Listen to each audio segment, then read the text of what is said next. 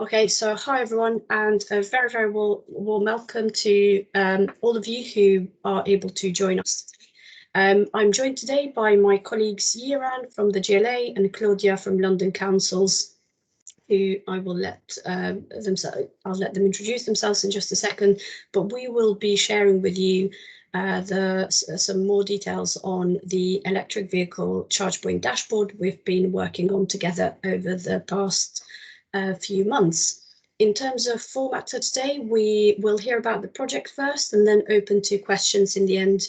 But again, please do feel free to put questions in the chat in the meantime.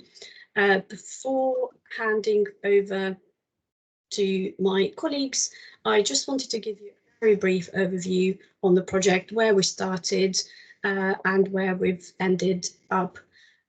So at the very start of the project, our hypothesis was that by creating a map of the location and the availability, not usage, of electric vehicle charge points as open data in a common standard, there would be at least two benefits. So firstly, a benefit to citizens who would be able to seamlessly kind of move around London and find available charge points.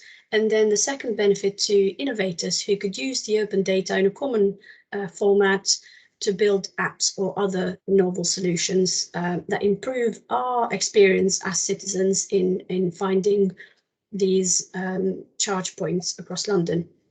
And again, some of you might be aware that there are organizations doing that already. There's the example of ZapMap, who already provide some of this information, but I just want to highlight that the problem with that is that the raw data that powers those solutions is not publicly available, which kind of leaves very little room for innovators in this space to come up with these kind of novel solutions. And then secondly, we also felt that this is an area where LOTI could have a major impact. And I'll share more about that later in terms of the partnerships that made this happen. But at this point, I just wanted to note that we pivoted from this approach to developing the dashboard that we are sharing today for two reasons. So one was because the Office for Zero Emission Vehicles had already initiated national activities that address the issues, the systemic issues I mentioned around open data and data in a common standard. So having a kind of regional approach didn't feel that, would have the same level of impact.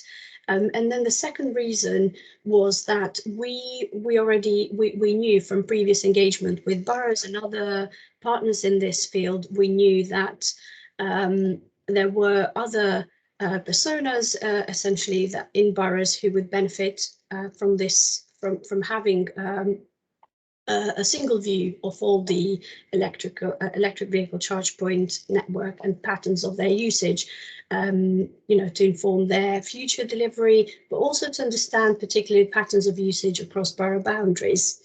So it was really, really helpful to have those specific needs in mind and in developing this dashboard. As I mentioned earlier, this was only possible because of the partnerships with the GLA who've developed the dashboard, and then London Councils who lead on the implementation of electric vehicle charge points as part of the Go Ultra Low City Scheme programme. So the Go Ultra Low City Scheme programme has implemented, I think, around 4,000 out of the 7,000 charge points that are currently in London, and we couldn't let this opportunity go, so we made the most of it by engaging with charge point operators in creating this common standard, which has been really, really helpful, not only for us in terms of making the analysis really easy, but also for articulating the borough needs to the marketplace, creating that transparency about, what do boroughs expect as minimum from their suppliers. And my colleagues will share more details on the types of data and insights, so you can gather from the dashboard, but I just wanted to make this other point around the use of the London data store, which is where all this information is hosted.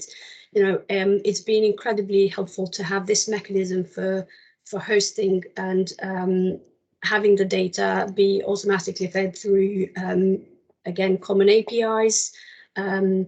And it's made it really easy for analysis, very efficient in terms of process and so on. But it's also provided kind of clarity to suppliers, again, avoiding the need for multiple spreadsheets.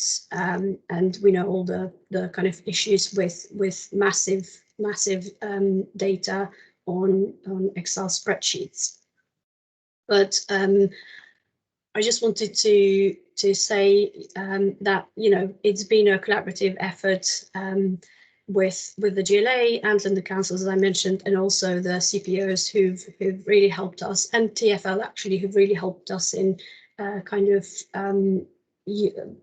putting together this data standard. But I think without further ado, I'd now like to hand over to my colleague Jiren, who will tell you more about the dashboard. Thanks, Jenta. Hi, everyone. My name is Jiren. I'm a GIS analyst working at Greater London Authority, and I work very closely with Claudia and Jenta on this project. And my role is responsible for developing and updating the EV charging dashboard. So next slide, please.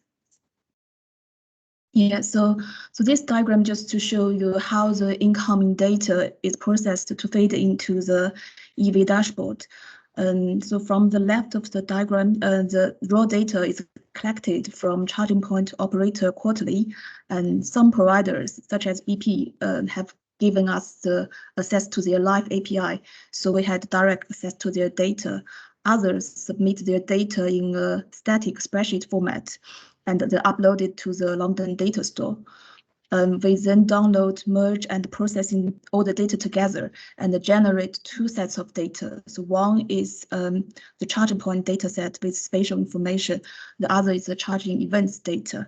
And then we combine and convert those data sets into a unified data API and then feed into our EV dashboard. Next slide, please. Yeah. So this slide just shows you the layout of the current dashboard we developed. So it has three main components here. You have the map view in the center and the analysis charts, which are split into different sections, and the filters. So the map view contains a range of layers, including heat map, charging point location with monthly usage statistics, and context layers, such as borough and ward boundaries. And there are, along with the map, there are a range of analysis charts showing the trends and the pattern of usage. And then you also have filters, which including location filters, which is the borough filter, time series filters, that is the monthly and quarterly filter, the operator filters, and the charge type filter. So you can tell whether if a charging point is a slow fast charge type or rapid charging point. Next slide, please. And so, as I just mentioned in the last slide, the dashboard provided a comprehensive analysis of the charging point and the usage. The types of data we included here not just cover the summaries and charging point activities. We also have two sections on utilization analysis, which are specific to the charging point type. So we have section 3 on the slow fast charging point, and the section 4 is for the rapid charging point. Okay, so now I'm going to do a quick demo to run through the key function of the dashboard and how to apply the filters. So I just sharing my screen for.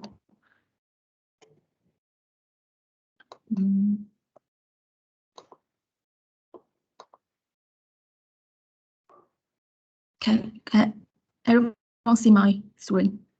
Yes, we can. Thank you. Okay, so so this is the dashboard. So the charging point usage data here recovers from 1st April 2020 to 31st March 2021. We have got 12 months length of data available here. So let's take a look of the map view first. Okay. So, okay, it takes a bit while to load.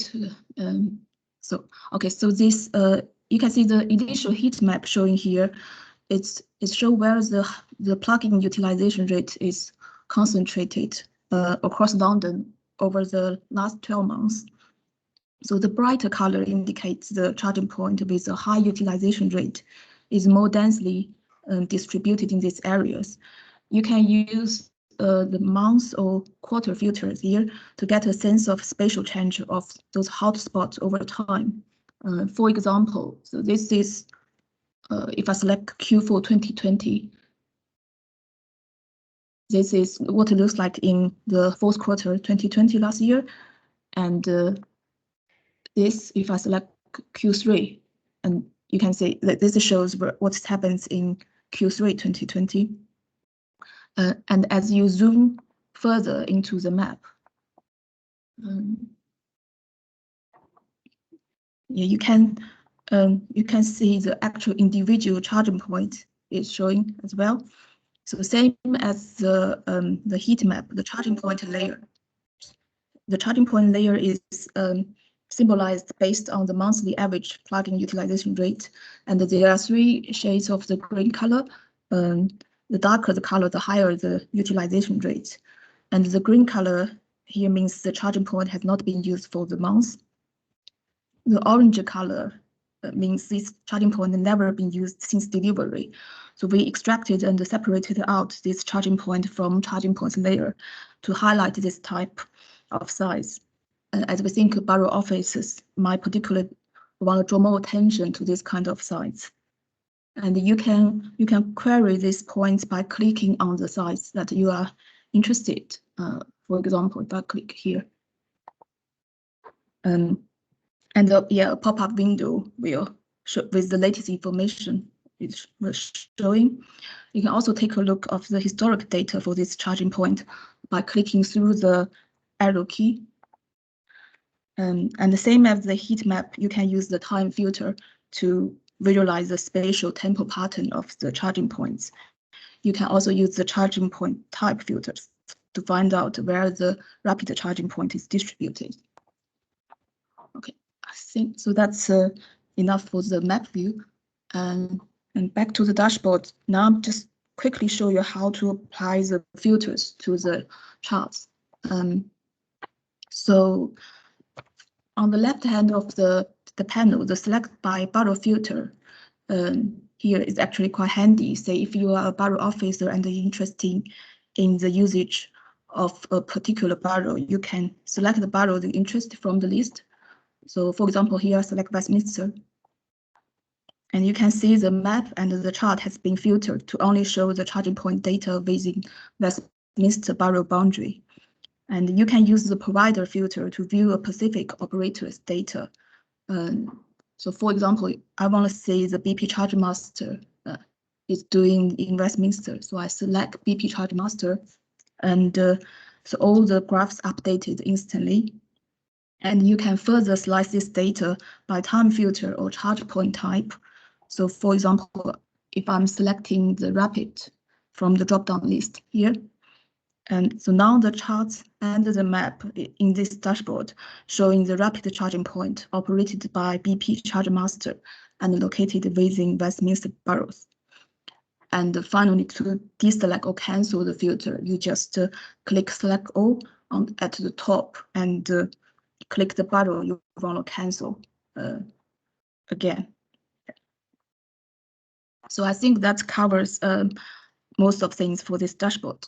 So now I'm handing over to Claudia to talk about the key trends of the data. Thanks very much, Yoran. Hello, everyone. I'll get started. I think I'm just going to share some slides on the screen. I'm Claudia Corrigan, and I am the Senior Lead for Electric Vehicle Infrastructure Coordination at London Councils. So as part of my role, I'm responsible for overseeing the delivery of charge points across London through the Go Ochlo City Scheme programme, which is a programme that provided data to the dashboard. So I think I've got 5 minutes or so just to give you a flavour of what we understand about charge point usage from the dashboard. So I'll give a short overview of the, sort of the pan-London trends we've seen, and that'll be in the period of April 2020 to March 21, so it's a 12-month period. And then I'll go through trends that are specific to the different types of charge points. So charge points are broken into 2 different types. The first is slow to fast charge points, and the second is rapid charge points. So you can see on the slide there's some points about pan-London usage trends. So I think across London, the data is showing that the growth in the number of charge points being delivered and included on the dashboard is increasing, and it's increasing along with the actual usage of the charge points, which is great news for us. That's what we want to see. So if we look at in April 2020, we were receiving data for just under 2,000 charge points, and by March 2021, we were receiving data for nearly 4,400 charge points. So that's nearly 2,000, nearly 2/3 of all charge points have been delivered in London. There's around about 7,000 charge points in London in total, which represents a 122% increase in charge points delivered, which is great. That seems like a lot, more than doubled in 12 months. And then when we look at usage data associated with those charge points, it makes that increase look quite insignificant in comparison. So when we look at total number of charging events recorded, so that's the number of times a user plugs into a charge point to use it, we see that the total number of monthly charging events has increased by more than 2,500% in that 12-month period. And if we think that was a significant increase, when we then look at the total energy charge, so that's the amount of energy being transferred into the vehicle, we see that this has increased by more than 2,800%. So these are huge increases. They're showing that we're delivering at pace, and we're delivering a significant number of charge points, but actually the usage of those charge points is increasing far more than the delivery. The data also shows us that the way people are using the charge points remains the same. So the average energy drawn is pretty stable over that 12-month period. Having access to this type of analysis and data on a pan-London basis, something we've never had before, and it's absolutely crucial in continuing to support us in making the case for continued charge point delivery and investment in London. So when we look at slow to fast charge points in particular, so there's a couple of graphs there on that slide. Don't know how legible they are to you on the screen. But these are charge points that typically provide a charge in a convenient location close to a resident's home. They're used overnight, so we would expect people to plug in the evening, unplug in the morning, and have their full charge so that they're ready to go. The analysis is showing us that that's exactly how users are using those charge points, which is great. We look at things like utilisation, so we can look at that on a borough level to see where there is more or less demand and usage of the existing charge points, and that can help to plan for future delivery. And also look at how the utilisation of vehicles being plugged in versus the utilisation of vehicles actually charging. And that sort of information will help us to plan for sort of smart charging and to manage the impact on the grid in the future. We also look at things like day and times of users using the charge points, so we can get a feel for one of the most popular times. So for these charge points, it's between 4 and 7 p.m. So it's when we expect people may be getting home from work and plugging in their cars, and people are using charge points fairly evenly across all 7 days of the week. We also look at charge duration and plug-in duration and see, again, what we would expect, which is that plug-in duration is slightly longer than the actual charging duration. If we move to the next slide, please, Kenton. And then lastly, just on rapid charge points. So when we look at the usage of rapid charge points, it's actually quite different to the use of slow to fast charge points, which again is what we would expect. So users tend to use these, they plug in between 8 AM and 8 PM throughout the day. The most popular days of the week for those to be used are between Wednesday and Friday. Average utilisation is fairly similar to the slow to fast charge points, but when we look at a sort of regional breakdown, utilisation is higher in central London than it is in inner and outer London. And we can make some assumptions about why that is based on the usage of taxi drivers of rapid charge points in particular. Okay, I think that's my last slide. There's one more just on next steps. So I'll just go through that quickly and then we'll have time for questions, I think. So just in terms of next steps for the dashboard, we're currently exploring how it can be used to so at the moment, it's very much used as a tool to show how existing charge points are being used. So we're looking at how we can add additional data sets to inform future planning and understand what future demand might look like. We're also, Genta mentioned at the beginning, we're finalising a new pan-London data standard, and that is to be used across all of London for all types of procurement of charge points to ensure that all future delivery, no matter how it's procured, continues to provide data to the dashboard in this standardised format.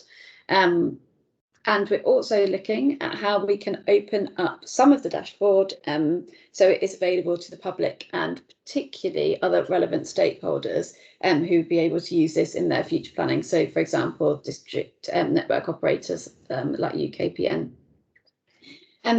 If you are a borough officer and you haven't seen the dashboard before or been provided with access to the dashboard previously, you can request that through the GLA, and there's an email address on the slide. I think these slides will be online afterwards, so you can refer back to them.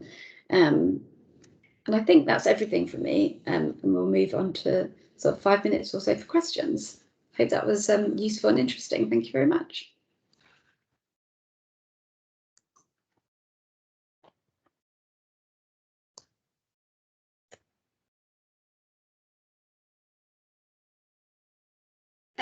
Whilst we're waiting for questions, and apologies I can't see the chat, but just to say thank you very much to Yera and Claudia for today and for all the help and support during this, for making this project happen essentially.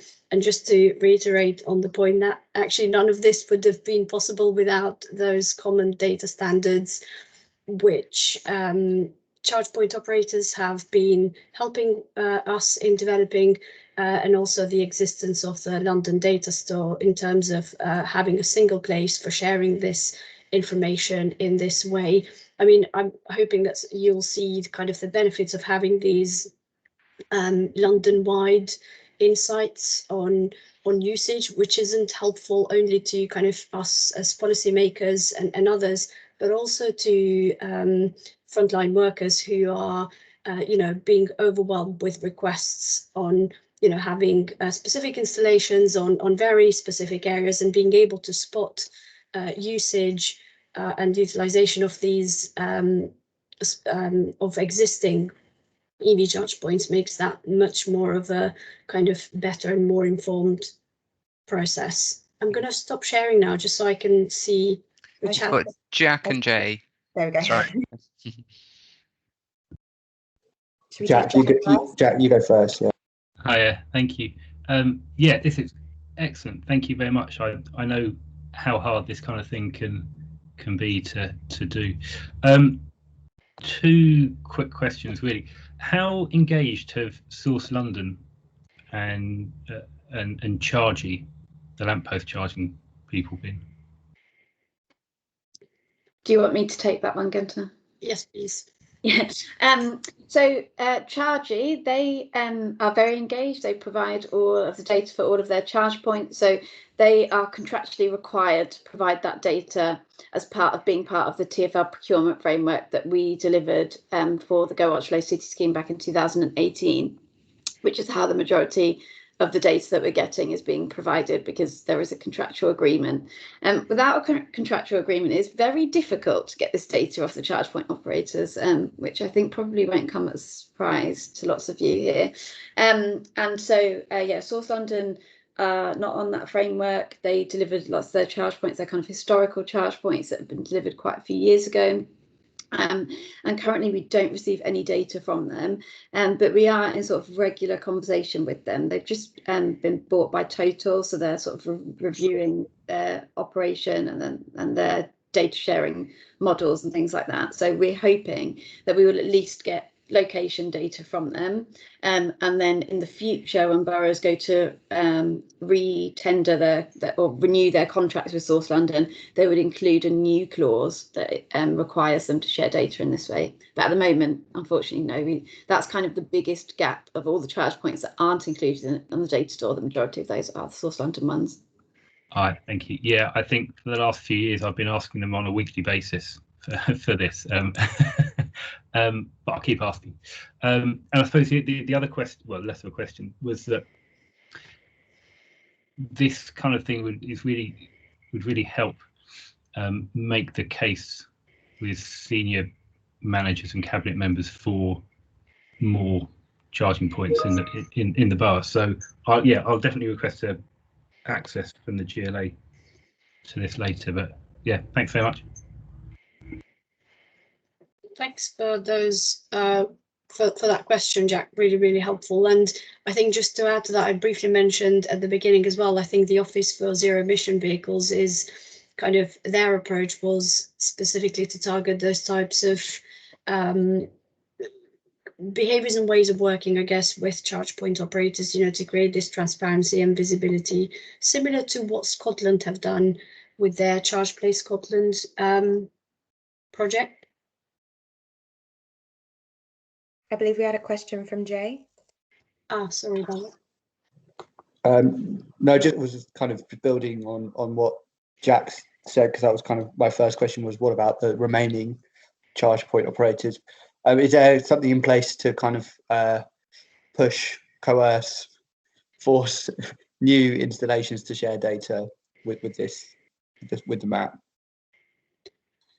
I think we're hoping that, shall I suppose initial answer to that is, you know, we'll try the kind of softly approach, I guess, with having the you know, the data standard and things like that. But as Claudia mentioned, it's proving quite difficult for providers who aren't on a framework. I think one piece of work we are exploring as well is working with CCS and others on kind of very much putting all those types of requirements on any future tender opportunities out there. Claudia, I don't know if you wanted to add something. Yeah, I think, as I mentioned before, it's difficult to get this data from charge point operators that don't have a contractual requirement to share it. However, as we continue to collect more and more data, so we've got 2/3 data for 2/3 of all the charge points. Soon it will be 3/4, and it'll be more, and then it will be a very small number of charge point operators that aren't included. And I think there will be a tipping point where they think, oh, this data is actually really sort of the key to being used to inform future delivery, and we want our data to be a part of that.